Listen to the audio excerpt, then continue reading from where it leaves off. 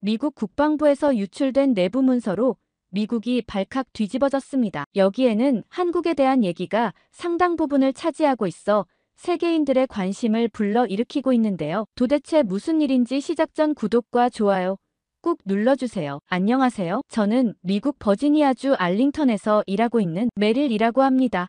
저는 미국의 대형 방산업체에서 핵심 엔지니어로 일하고 있어요. 회사 이름은 보안상 자세히 말씀드리긴 어렵지만 간단히 말해 미 국방부와 긴밀히 협력하며 최첨단 무기 시스템을 개발하는 곳이라고 생각하시면 될 것 같아요. 사실 저는 어릴 때부터 미군에 대한 자부심이 남달랐어요. 초등학교 시절부터 미군은 세계 최강이며 미국의 군사력은 절대 흔들리지 않는다는 믿음을 가지고 자랐거든요. 하지만 제가 대학교 1학년 때 제 생각이 한번 완전히 바뀌게 되었어요. 어느 날 밤 할아버지와 함께 현관 계단에 앉아 별을 보며 이야기를 나누고 있었는데 갑자기 할아버지가 진지한 표정으로 변하셨어요. 할아버지는 제가 방산업체에서 일한다는 얘기를 듣고 한 가지 이야기를 해주고 싶다고 하셨어요. 사실 자신이 지금 이렇게 살아있는 건 한국군 덕분이라는 말씀을 하셨죠. 그 말에 저는 깜짝 놀랐어요. 할아버지가 전쟁 경험에 대해 자주 말씀하셨지만 한국군에 대한 이야기는 처음 들었거든요. 할아버지는 베트남 전쟁이 끝나고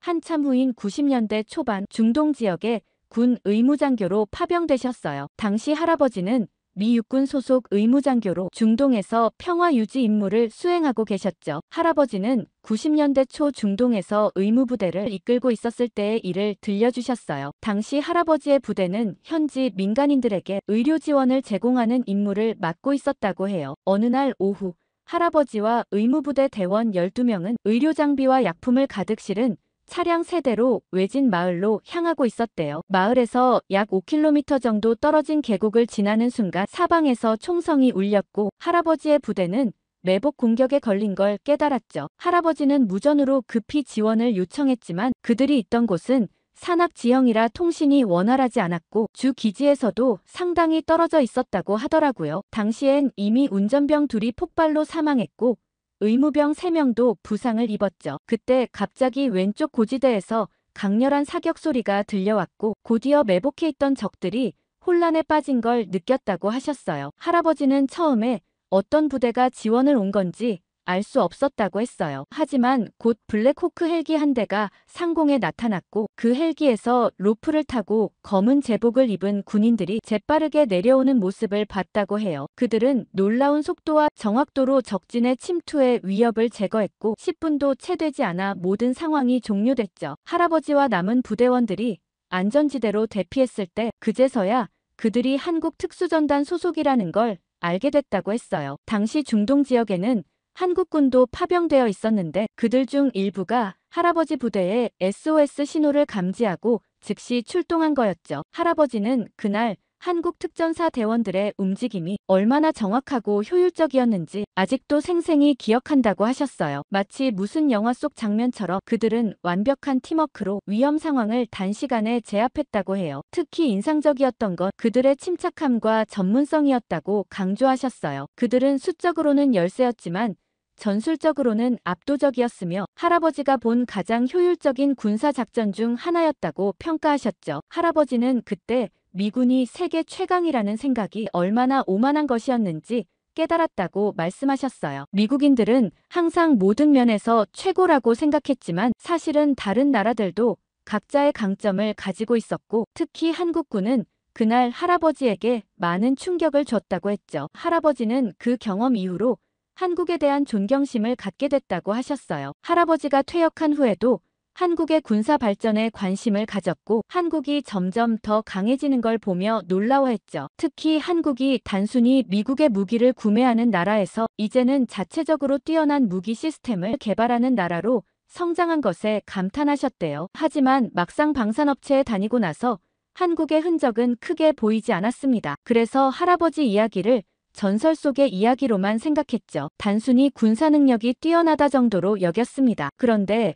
최근 몇 달 사이에 회사 내부에서 뭔가 이상한 조짐이 포착되기 시작했어요. 처음에는 그냥 일시적인 문제겠거니 생각했는데 상황이 점점 심각해지더라고요. 우리가 개발하는 미군의 핵심 무기 시스템들이 하나둘씩 생산에 차질을 빚기 시작한 거예요. 특히 걱정스러웠던 건 F-35 같은 최첨단 전투기와 토마호크 미사일 시스템의 신형 모델들이 예정된 일정보다 몇 주, 심지어 몇 달씩 출고가 지연되고 있다는 사실이었죠. 제가 직접 참여하고 있는 차세대 레이저 무기 시스템 개발 프로젝트도 갑자기 일시 중단이라는 공지가 내려왔어요. 아무런 설명도 없이 말이죠. 처음에는 단순히 예산 문제인가 싶었는데 회사 내부 분위기가 심상치 않게 느껴졌습니다. 고위 임원들이 자주 긴급 회의를 소집하는 모습이 목격됐고 평소에는 볼 수 없었던 긴장감이 사무실 전체에 감돌았어요. 특별히 문제가 되는 것은 최첨단 무기 시스템에 들어가는 특정 부품들이었어요. 고성능 반도체 칩, 특수 합금으로 만든 센서, 그리고 정밀 광학 장비 같은 부품들이 갑자기 조달되지 않아 생산 라인이 중단될 위기에 처한 거였죠. 이건 정말 이해가 안 되는 상황이었어요. 미국 같은 초강대국이 그것도 국방 분야에서 부품 조달에 문제가 생긴다는 게 말이 되나요? 저는 정말 혼란스러웠습니다. 더 이상한 건 상부에서는 이 문제에 대해 제대로 된 설명을 하지 않는다는 점이었어요. 매주 열리는 부서 회의에서 저희 팀장님이 일정 지연에 대해 물어볼 때마다 돌아오는 대답은 늘 공급망 이슈를 해결 중입니다라는 모호한 말뿐이었죠. 그것도 더 이상의 질문은 받지 않는다는 듯한 단호한 어조로요. 처음에는 그저 일시적인 문제겠거니 했는데 한 주가 지나고 한 달이 지나도 상황은 나아지지 않았어요. 오히려 더 악화되는 느낌이었죠. 자주 다니던 시험장에서는 테스트할 장비가 없어 한가한 모습이었고 개발팀도 계속해서 계획을 수정하느라 진땀을 빼고 있었어요. 가장 기이한 건 모두가 뭔가 심각한 문제가 있다는 걸 알면서도 정확히 무엇인지는 아무도 모른다는 점이었죠. 그런데 밤에 침대에 누워서도 이 생각이 머릿속을 떠나지 않았습니다. 그냥 우리가 직접 만들면 되는 거 아닌가? 이 단순한 의문이 자꾸만 제 머릿속을 맴돌았어요. 미국에는 세계 최고의 엔지니어들이 많고 첨단 연구시설과 장비도 갖추고 있는데 왜 어떤 부품은 만들지 못하는 걸까? 도저히 이해가 되지 않았어요. 결국 저는 직접 알아보기로 했습니다. 다음 날 아침 평소보다 일찍 회사에 도착해서 우리가 개발 중인 차세대 레이저 무기 시스템의 설계도를 다시 검토해봤어요. 특히 최근에 조달이 어려워졌다는 부품들에 집중했죠. 그리고 회사 내부 기술 데이터베이스를 통해 그 부품들의 제조 공정과 기술적 특성을 조사했어요. 기술적으로만 보면 우리가 직접 만드는 게 불가능해 보이지는 않았어요. 물론 복잡한 제조 공정이 필요하고 특수한 장비와 기술이 요구되긴 했지만 이론상으로는 미국의 기술력으로 충분히 가능할 것 같았어요. 반도체 분야에서도 미국은 세계 최고 수준이었고 정밀 광학 기술도 우주 망원경을 만들 정도로 뛰어났으니까요. 이런 생각을 정리해서 저는 회사 내 반도체 분야 전문가인 스티브에게 찾아갔어요. 스티브는 이 분야에서 20년 넘게 일해온 베테랑이었죠. 스티브에게 제 생각을 설명했어요. 문제가 되는 부품들을 미국 내에서 직접 생산하는 방안에 대해서요. 이론적으로는 충분히 가능해 보이니 왜 그동안 시도하지 않았는지 물었죠. 스티브의 반응은 예상 밖이었어요. 그는 제 생각이 얼마나 순진한지 설명해 주었죠. 기술적으로 가능하다는 것과 실제로 경제적, 시간적으로 실현 가능하다는 것은 완전히 다른 문제라고요. 특히 반도체 같은 첨단 부품의 경우 생산 시설을 구축하는 데만 수십억 달러와 몇 년의 시간이 필요하다고 했어요. 게다가 단순히 공장을 짓는다고 해서 끝나는 게 아니라 숙련된 기술자와 엔지니어 수천 명이 필요하고 생산 노하우도 쌓아야 한다고 말이죠. 더 충격적이었던 건 미국이 몇몇 첨단 기술 분야에서는 더 이상 선두주자가 아니라는 스티브의 말이었어요. 반도체 생산 기술, 특히 초미세 공정 기술에서는 다른 몇몇 국가들이 미국을 앞서고 있다는 거였죠. 그건 단순히 비용 문제가 아니라 기술력의 차이였어요. 저는 여전히 이해가 안 됐어요. 미국이 어떻게 그런 핵심 기술에서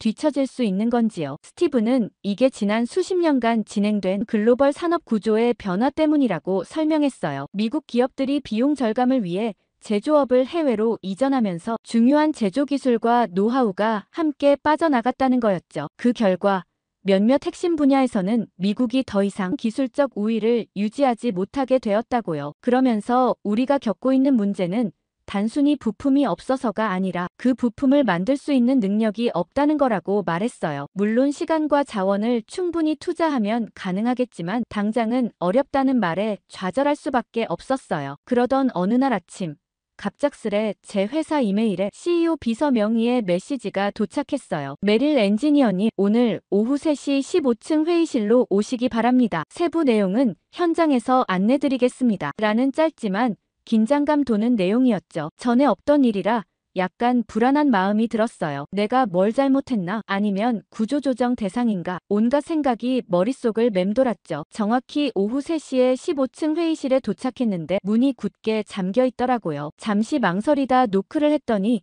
문이 열리면서 안에서 누군가가 제 신분증을 확인했어요. 그리고는 휴대폰과 모든 전자기기를 밖에 두고 들어오라고 하더군요. 이런 보안 절차는 우리 회사에서도 최고 기밀 프로젝트에서만 적용되는 거였어요. 회의실 안에는 회사 고위 임원들과 함께 제가 전에 본 적 없는 몇몇 사람들이 있었습니다. 그중 한 명이 국방부 소속이라고 자신을 소개했고 다른 한 명은 정보기관 요원처럼 보였어요. 분위기가 무척 무거웠죠. 회사 CEO인 존슨 씨가 곧바로 본론으로 들어갔어요. 제가 새로운 비밀 프로젝트에 차출되었다는 겁니다. 코드명 피닉스라고 불리는 이 프로젝트는 최근 우리가 겪고 있는 부품 조달 문제를 해결하기 위한 특별 태스크포스였어요. 저를 선택한 이유는 제가 레이저 무기 시스템에 대한 깊은 이해와 함께 창의적인 문제 해결 능력이 있다고 판단했기 때문이라고 했죠. 존슨 씨는 계속해서 상황의 심각성을 설명했어요. 지금까지 공개적으로는 공급망 이슈라고만 언급했지만 실제로는 미군의 핵심 무기 시스템에 들어가는 중요 부품들의 공급이 중단될 위기에 처했다는 거였죠. 특히 문제가 되는 건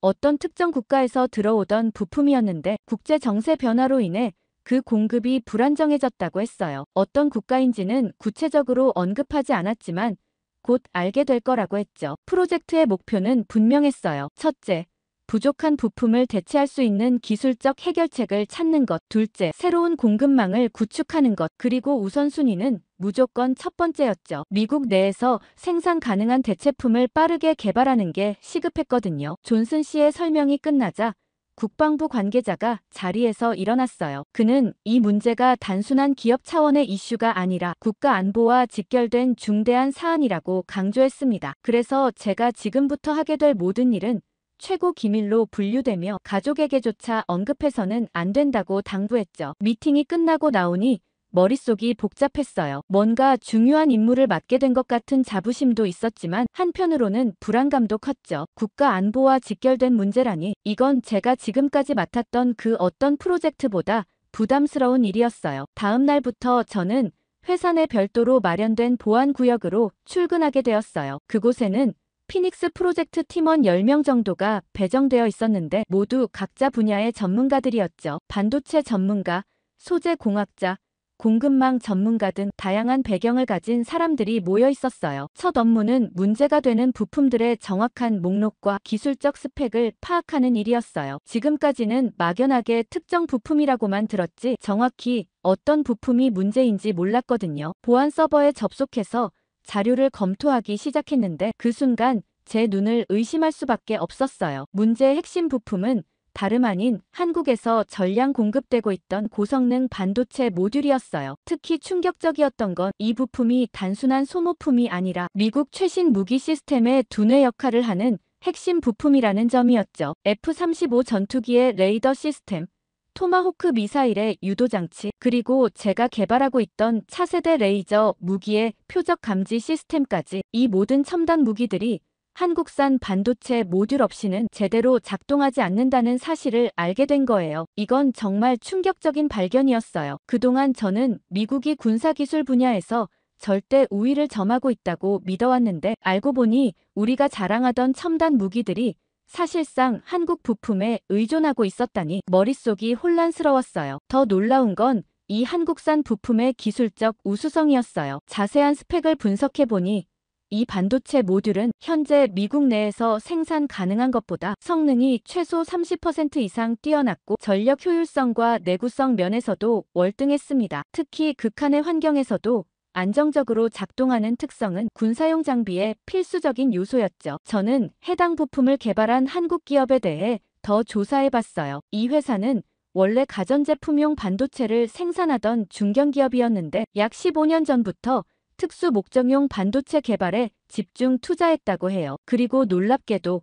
불과 10년 만에 이 분야의 세계 최고 기업으로 성장했더라고요. 한국 정부의 전략적 지원과 기업의 과감한 R&D 투자, 그리고 뛰어난 엔지니어들의 혁신이 결합된 결과였죠. 미국 국방부는 약 8년 전부터 이 한국 기업의 반도체 모듈을 최신 무기 시스템에 도입하기 시작했어요. 처음에는 보조적인 용도로만 사용되었지만 점차 그 성능의 우수성이 입증되면서 핵심 부품으로 자리 잡게 된 거였죠. 문제는 미국 정부와 군 고위층 사이에서도 이 사실을 아는 사람이 많지 않았다는 점이었어요. 대부분은 미국산 부품으로 무기가 만들어진다고 생각했거든요. 하지만 최근 트럼프 정부의 관세 정책 때문에 한국 정부는 이 특수 반도체의 수출을 재검토 중이라는 신호를 보내왔고, 이것이 미국 국방부를 긴장시킨 원인이었습니다. 당장 공급이 중단된 건 아니지만 그 가능성만으로도 미군의 무기 생산 계획에 빨간불이 켜진 거죠. 이 사실을 알게 된 저는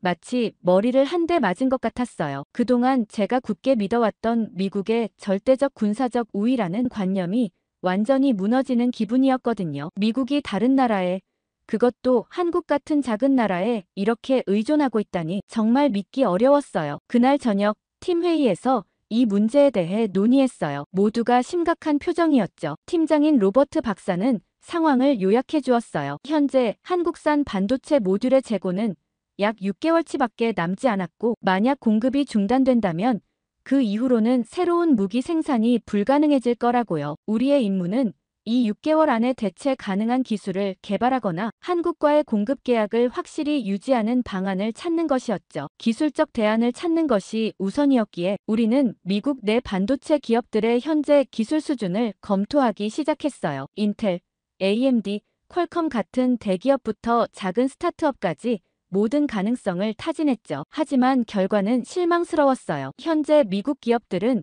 이 특수 반도체 모듈과 비슷한 성능의 제품을 생산할 수 있는 기술력을 갖추지 못했거든요. 가장 근접한 기술을 가진 기업조차 최소 3년의 개발 기간이 필요하다고 평가되었죠. 그럼 다른 동맹국은 어떨까? 일본과 대만 그리고 유럽의 기업들도 조사해봤지만 역시 한국 기업의 기술력에는 미치지 못했어요. 특히 극한 환경에서의 안정성과 전력 효율성 면에서 큰 차이가 있었죠. 피닉스 프로젝트 상황은 점점 긴박해지고 있었어요. 한국과의 협상이 생각만큼 진전되지 않자 우리 팀은 마지막 수단을 선택할 수밖에 없었습니다. 바로 중국을 방문해 대체 부품을 찾아보는 것이었죠. 솔직히 말하면 이건 우리 모두가 내키지 않았던 선택이었어요. 미중 관계가 최악으로 치닫고 있는 상황에서 군사용 첨단 부품을 중국에서 조달한다는 발상 자체가 위험했거든요. 하지만 다른 대안이 없었어요. 적어도 중국의 기술력이 한국산 부품을 대체할 수 있는지 직접 확인해 봐야 했죠. 국방부와 회사 고위층의 비밀 승인을 받은 후 저와 로버트 박사, 그리고 반도체 전문가인 마이클, 총 3명이 중국 출장팀으로 선발되었어요. 우리는 공식적으로는 민간 기술 교류를 위한 방문이라는 명목으로 비자를 발급받았고, 실제 목적은 철저히 비밀에 붙여졌습니다. 우리의 안전을 위해서라도 그게 최선이었거든요. 상하이 푸동 국제공항에 도착했을 때 습한 공기가 저를 반겼어요. 입국 수속을 마치고 도착 게이트를 빠져나오자 팻말을 든 젊은 중국인 남성이 눈에 띄었습니다. 그가 바로 우리의 안내를 맡은 리우젠이었어요. 리우젠은 첫인상부터 자신감이 넘쳤어요. 미국에서 MIT 박사과정을 마치고 돌아왔다는 그는 미국 문화와 영어에 완벽하게 익숙해 보였죠. 맞춤 정장을 입고 롤렉스 시계를 찬 그의 모습은 전형적인 중국 공산당 간부라기보다는 미국 실리콘밸리의 스타트업 CEO 같았어요. 공항에서 나와 우리를 기다리고 있던 차는 최신형 벤츠 리무진이었어요. 차에 오르자마자 리우젠은 비행기에서 내린 우리를 위해 차가운 음료와 간식을 권했고 상하이의 발전상에 대해 열정적으로 설명하기 시작했어요. 리우젠은 비행기에서 내려 피곤한 우리에게 중국의 반도체 산업이 지난 10년간 얼마나 빠르게 성장했는지 설명했어요. 미국도 이제 중국의 기술을 인정할 때가 됐으며 그들은 이미 모든 준비를 마쳤다고 자신있게 말했죠. 그의 말에는 확신이 가득했고 중국이 이미 미국을 능가했다고 굳게 믿는 듯 했어요. 저는 그의 말을 들으며 속으로 정말 그럴까?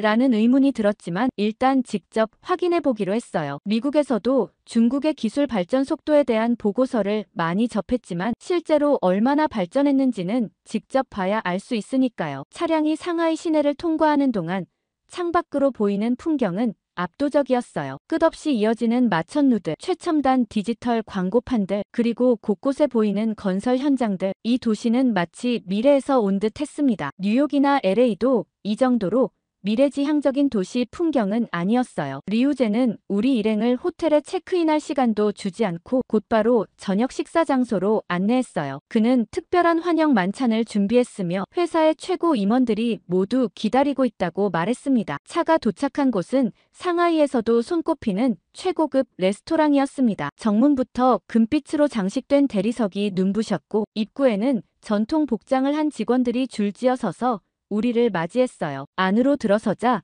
수십 개의 샹들리에가 천장을 화려하게 밝히고 있었고 우리를 위해 마련된 자리에는 이미 고급 요리들이 차려져 있었어요. 자리에 앉자마자 종업원들이 다가와 크리스탈 잔에 고급 백주를 따랐고 리우제는 활짝 웃으며 이곳이 VIP 고객들만 모시는 특별한 자리라며 미군을 위해 일하는 우리를 환영한다고 말했어요. 저는 잠깐 긴장했어요. 우리가 군사 관련 일로 왔다는 사실은 공식적으로 밝히지 않았는데 리우젠이 그걸 알고 있다는 듯한 뉘앙스였거든요. 로버트 박사도 눈빛으로 조심하라는 신호를 보냈어요. 이 자리가 단순한 환영 만찬이 아니라는 걸 우리 모두 느꼈죠. 식사가 진행되는 동안 중국 기업의 고위 임원들이 차례로 소개되었고 모두 미국과의 협력 가능성에 대해 열의를 보였어요. 그들은 미국 기업들과 이미 다양한 분야에서 협력하고 있다고 했고 방위산업 분야로 그 협력을 확대하고 싶다는 의사를 분명히 했어요. 식사가 절정에 달했을 때 갑자기 직원들이 화려한 선물 상자들을 들고 입장했어요. 각자의 자리 옆에 놓인 그 상자들에는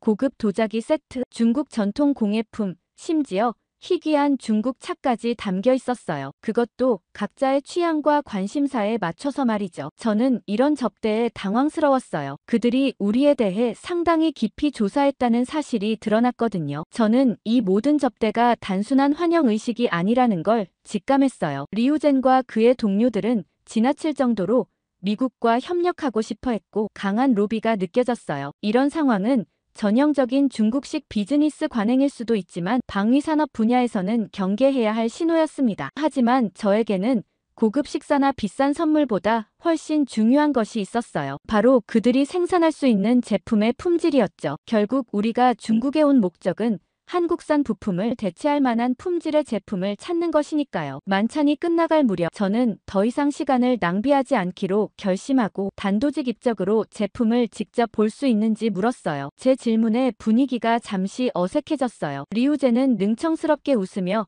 당연히 가능하다고 대답하면서 내일 아침 공장을 보여주겠다고 말했지만 저는 그가 자신감과는 달리 약간의 머뭇거림을 보였다는 걸 놓치지 않았어요. 호텔로 돌아오는 차 안에서 로버트 박사는 조용히 주의사항을 상기시켰어요. 우리가 본 것과 들은 것을 모두 기록하되 어떤 기술 정보도 중국 측에 넘겨서는 안 된다는 거였죠. 그리고 무엇보다 우리가 구체적으로 어떤 부품을 찾고 있는지 절대 언급하지 말라고 당부했어요. 다음 날 아침 우리는 상하이 외곽에 위치한 반도체 공장을 방문했어요. 외관상으로는 정말 인상적이었습니다. 최첨단 설비를 갖춘 대규모 클린룸, 최신식 자동화 시스템, 그리고 수백 명의 엔지니어들이 분주히 일하는 모습이 보였어요. 리우제는 이 모든 것이 중국 정부의 반도체 굴기 전략의 일환으로 지난 5년간 집중 투자한 결과라고 자랑스럽게 설명했어요. 하지만 마이클이 기술적인 질문을 던지기 시작하자 상황이 달라졌어요. 최신 공정 기술에 대한 질문, 수율에 관한 질문, 특수 환경에서의 안정성 테스트 방법론 등 구체적인 기술적 질문들에 중국 엔지니어들의 답변은 점점 모호해지기 시작했어요. 그리고 마침내 우리가 샘플 제품을 요청했을 때 진실이 드러났어요. 그들이 보여준 제품은 기본적인 사양은 만족했지만 우리가 필요로 하는 특수 성능 기준에는 크게 미치지 못했어요. 특히 극한 환경에서의 안정성 테스트 결과는 한국산 제품에 비해 현저히 떨어졌죠. 더 충격적인 사실이 하나 더 있었어요. 마이클이 샘플 제품을 자세히 살펴보다가 발견한 건데 그 디자인이 한국산 제품과 너무 유사했어요. 마치 한국산 부품을 분해하고 분석해서 만든 것처럼 보였죠. 마이클은 저에게 눈짓으로 이 사실을 알렸고 저도 곧 그 유사성을 확인할 수 있었어요. 그날 오후 우리는 다른 두 곳의 중국 기업도 방문했지만 상황은 비슷했어요. 모두 화려한 외관과 자신감 넘치는 홍보에 비해 실제 기술 수준은 기대에 미치지 못했고 몇몇 업체는 노골적으로 한국산 부품을 참고했다며 자랑스럽게 말하기도 했어요. 세 번째 방문지에서 마이클은 더 이상 참지 못하고 기술 책임자에게 왜 이런 중요한 부품을 역설계에 의존하느냐고 직접적인 질문을 던졌어요. 그 질문에 중국 엔지니어는 의외로 솔직하게 대답했어요. 그들도 독자적인 설계를 원하지만 아직은 배우는 단계이며 지금은 선진 기술을 흡수하고 이해하는 과정이라고 설명했습니다. 그리고 5년 후에는 그들만의 혁신적인 설계로 세계를 놀라게 할 것이라고 말했죠. 호텔로 돌아오는 길에 우리 3명은 모두 침묵에 잠겼어요. 이번 방문을 통해 확실해진 것, 적어도 현재 시점에서 중국은 한국산 부품을 대체할 수 있는 기술력을 갖추지 못했다는 사실이었죠. 그들의 자신감과 화려한 시설에도 불구하고 실제 기술 수준은 한국에 비해 최소 5년에서 10년은 뒤처져 있었어요. 호텔 로비에서 리우젠이 저희에게 내일의 일정을 설명하려고 했지만 로버트 박사는 정중하게 거절했어요. 우리가 본 것만으로도 충분하다는 이유였죠. 리우젠의 표정이 잠시 굳어졌지만 어쩔 수 없다는 눈빛이었죠. 결국 저희에게 남은 유일한 대안은 한국이었죠. 로버트 박사는 일전에 있었던 한국과의 협상이 교착 상태에 빠진 상황이지만 직접 방문해서 마지막 노력을 기울여보자고 제안했어요. 이번에는 단순히 공급 계약을 논의하는 수준이 아니라 한국의 기술력을 제대로 이해하고 진정한 동반자 관계를 구축하는 방향으로 접근해야 한다고 했죠. 그렇게 중국 방문 직후 저는 로버트 박사와 함께 한국행 비행기에 올랐어요. 비행기 안에서 한국 방위산업에 대한 최신 보고서를 검토하며 저는 얼마나 이 나라에 대해 무지했는지 다시 한번 실감했습니다. 한국은 이미 세계 10위권 방산 수출국으로 성장해 있었고 특히 전자 및 정밀 부품 분야에서는 세계적인 경쟁력을 갖추고 있었어요. 저희를 맞이한 한국 기업의 대표 김민준 이사는 중국의 리우젠과는 완전히 다른 스타일이었어요. 과장된 환대나 화려한 수사 대신 그는 간결하고 정확한 표현으로 일정을 안내했고 저희의 방문 목적을 정확히 이해하고 있었죠. 그의 태도에서는 자신감이 느껴졌지만 그것은 과시하기 위한 것이 아니라 자신의 기술에 대한 진정한 확신에서 비롯된 것 같았어요. 서울 시내 호텔에 짐을 풀자마자 저희는 바로 한국 기업의 연구개발센터로 향했어요. 중국에서는 마지막 날에야 실제 공장을 보여줬던 것과 달리 한국 측은 첫날부터 핵심 시설에 대한 접근을 허용했죠. 이것만으로도 그들의 자신감과 개방성을 느낄 수 있었어요. 연구센터에 도착해서 저희가 본 것은 정말 놀라웠어요. 이건 단순한 생산시설이 아니라 미래 기술을 개발하는 첨단 연구소였죠. 수백 명의 엔지니어들이 최첨단 장비를 사용해 작업하고 있었고 벽면에는 그들이 개발한 혁신적인 기술들에 대한 특허증과 상장들이 가득했어요. 김 이사는 이 센터에서 개발된 주요 기술들을 소개하면서 한국이 어떻게 반도체 분야에서 세계적인 경쟁력을 갖추게 되었는지 설명했어요. 그는 특히 미국과의 기술 협력 역사를 언급하면서도 한국이 독자적인 기술력을 키우기 위해 얼마나 노력했는지 강조했죠. 그는 처음에 한국이 미국 기술을 배웠지만 그것을 그대로 따라하는데 그치지 않았다고 말했어요. 그들은 끊임없이 혁신하고 개선해왔다고 했죠. 또한 사실 그들은 미국 정부의 압력에도 불구하고 방산 산업을 자국 기술로 지켜왔다고 자부심을 느끼며 말했습니다. 그 말을 듣고 저는 깜짝 놀랐어요. 어떤 압력인지 물어보니 김 이사는 과거 미국이 한국의 자체 방산 기술 개발을 제한하려 했던 여러 사례들을 언급했어요. 한국형 전투기 개발 과정에서의 기술 이전 제한, 미사일 사거리 제한 협정 등 미국이 동맹국이면서도 한국의 독자적 방위 능력 발전을 여러 방식으로 저지해왔다는 거였죠. 그럼에도 불구하고 그들은 포기하지 않았다고 김 이사가 설명했어요. 오히려 그런 제약이 그들 고유의 기술을 개발하는 동기가 되었다고 했죠. 미국이 기술 이전을 거부하면 그들은 더 나은 기술을 만들어냈다고 했습니다. 다음 날 저희는 실제 생산 공장을 방문했어요. 그리고 그곳에서 본 광경은 제 기대를 훨씬 뛰어넘었습니다. 공장은 거의 완전한 자동화 시스템으로 운영되고 있었어요. 사람의 손이 거의 닿지 않는 생산 라인에서 로봇들이 정확하게 부품을 조립하고 있었고, 인공지능 시스템이 실시간으로 품질을 모니터링하고 있었죠. 공장 관리자는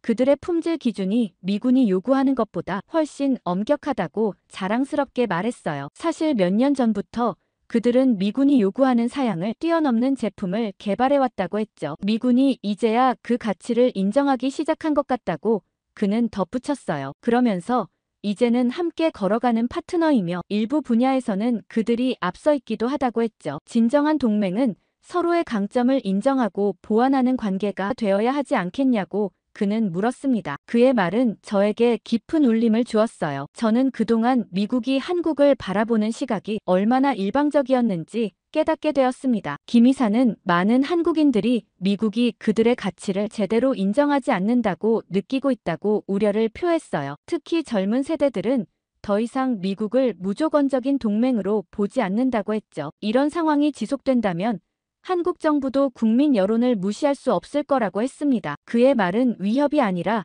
현실적인 우려였어요. 그리고 저는 그 우려가 얼마나 타당한지 이번 방문을 통해 충분히 이해하게 되었죠. 한국은 더 이상 미국의 도움이 절대적으로 필요한 나라가 아니었어요. 오히려 미국이 한국의 기술력에 의존하게 된 상황이었죠. 비행기를 타고 미국으로 돌아오는 길에 저는 이번 방문에서 얻은 깨달음을 정리해봤어요. 한국은 단순한 협력국이 아니라 미국이 군사력을 유지하기 위한 필수적인 파트너였다는 걸 강하게 깨달았습니다. 오늘 사연에 나오는 한미동맹에 대해 어떻게 생각하시는지 댓글 많이 달아주세요. 방위비를 증가시켜 한국이 전적으로 부담하는 게 맞을까요? 구독과 좋아요는 영상 제작에 큰 힘이 됩니다. 감사합니다.